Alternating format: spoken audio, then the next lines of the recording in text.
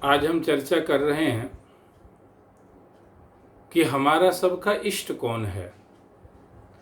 इष्ट को लेकर के भी मारा मारी पड़ी हुई है और सब अपने अपने अलग अलग इष्ट बता रहे हैं और सभी अपने अपने इष्ट को श्रेष्ठ सिद्ध करने की कोशिश कर रहे हैं।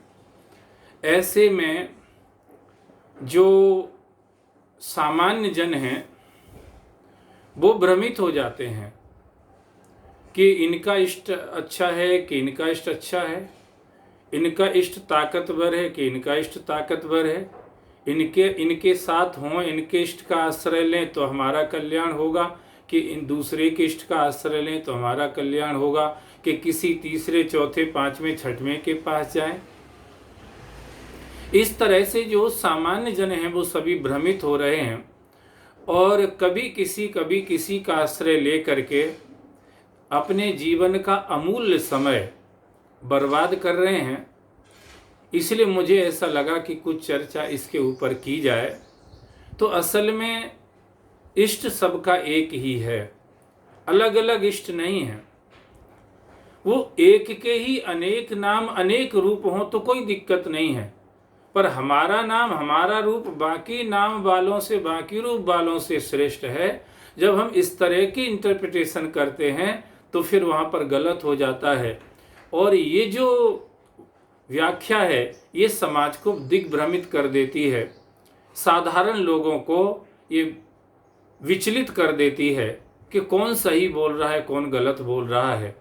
इसीलिए इस भगवान तो जानते थे इस बात को, इसलिए भगवान ने गीता में कहा तस्माद् शास्त्रम प्रमाणम ते कार्याकार विवस्थितो ध्यात्वा शास्त्र विधानोक्तम कर्म कर्तुमिहारसि। मत सुनो तुम किसी की बातें, मत पढ़ो तुम इंसान के चक्कर में।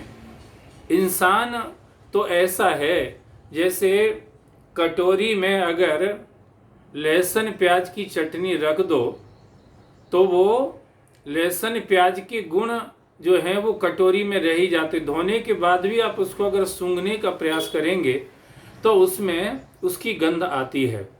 ऐसे ही ये इंसान है, जब भी कुछ कहता है तो ये अपना कुछ उसमें मिला देता है।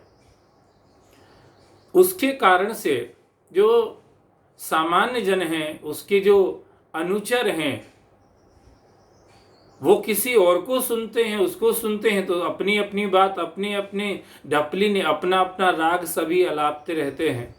इससे बहुत बड़ा भ्रम फैला हुआ है समाज के अंदर और कुछ तो अपने अपने पंथ के इतने हटीले हो गए हैं कि वो हरगिज किसी भी दूसरे पंथ वाले को स्वीकार ही नहीं करते और अपने पंथ को श्रेष्ठ सिद्ध करने के लिए दूसरे के पंथ को बहुत नीचे तक उसकी व्याख्या कर देते हैं। तो इसमें हमें ये समझना पड़ेगा सबका इष्ट एक ही है। भगवान गीता में कह रहे हैं कि कैसे जाना जाए, बोले बदंती तत्वस विदत तत्वम यज ज्ञानम अद्वयम ब्रह्म एति परमात्मेति भगवान इति शब्दते और तदविद्धि प्रणिपातेन परिप्रश्नेन सेव्या उपदेक्षन्ति ते ज्ञानम ज्ञानिनस् तत्वदर्शिनः। जो तत्वदर्शी महापुरुष हैं, ये बड़ी विचित्र बात है और बड़ी महत्वपूर्ण ध्यान देने की बात है। भगवान ने कहा कोई रूपदर्शी कोई नामदर्शी महापुरुष का नाम नहीं लिया। यहाँ पर प्रभु कह रहे हैं तत्वदर्शी महापुरुष के पास आप जाएंगे तब तुम्हें समझ में आएगा कि हमारा इष्ट कौन है। और उसको भागवत में उसकी व्याख्या की व्यास जी ने, वो कौन है, बोले वो ज्ञान है। बदंती तत्तस विदत तत्वम यज ज्ञानम अद्वयम, जो अद्वय ज्ञान है, जो सबके अंदर समान रूप से व्याप रहा है। ज्ञान अखंड एक सीतावर मायावश जीव सचराचर, वो जो ज्ञान रूप, उसको सच्चिदानंद भी कहते हैं। वो जो परम तत्व है वही परम तत्व सबका इष्ट है। उसको कोई किसी भी नाम किसी रूप से उसकी व्याख्या करे, वर्णन करे, पर हम जब सिर्फ नाम और रूप से चिपक जाते हैं और उस पर तत्व को नहीं समझ पाते, तब इस तरह की ऊहापोह की स्थिति और संघर्ष की लड़ाई की स्थिति पैदा होती है और जब हम उस परम तत्व को जान लेते हैं फिर कोई लड़ाई नहीं, कोई झगड़ा नहीं है। मैं देखूं जिस ओर सखीरी, सामने मोरे सामरिया, सिय राम मैं सब जग जानी, करहूं प्रणाम जोर जुग पानी, लाली मेरे लाल की जित देखूं तित लाल, और लाली देखन में गई तो मैं भी हो गई लाल।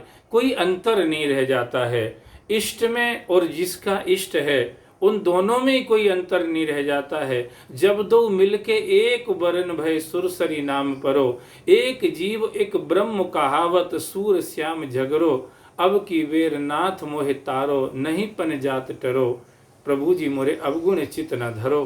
तो जब ये सब हम सुनते हैं तो समझ में आता है कि सबका इष्ट एक ही है, वो परम तत्व परमात्मा जिसको कहते हैं सच्चिदानंद रूप जिसका है, वही चाहे कोई सा रूप बनाए, चाहे कोई से नाम से दुनिया उसको जाने, उससे कोई फर्क नहीं पड़ता। इसलिए तत्व ही हम सबका इष्ट है। इसलिए भागवत ने उसको यही कहा, जन्मादस्य तो अनवय तरता चरिथे सविज्ञ स्वराट, तेने ब्रह्मृदाय आदि कवय मुयंति यति सूरया, तेजो बारी मृदाम यथा विनमयो अत्र त्रिसर्गो अमृषा, धामना स्वयं सदा निरस्त कुह्यकम सत्यम परम धीमहि। जो इस संसार में एक सत तत्व व्याप रहा है, कण कण में, जर्रे जर्रे में, वही सत तत्व हम सबका इष्ट है। ये हम सबको पता हो, उस तत्व को जानने के बाद फिर कोई लड़ाई झगड़ा नहीं रहता है। इसीलिए तत्व को जान करके अपने इष्ट को निश्चित करें, फिर किसी तरह की कोई ऊहापोह की स्थिति नहीं हो सकती है। धन्यवाद।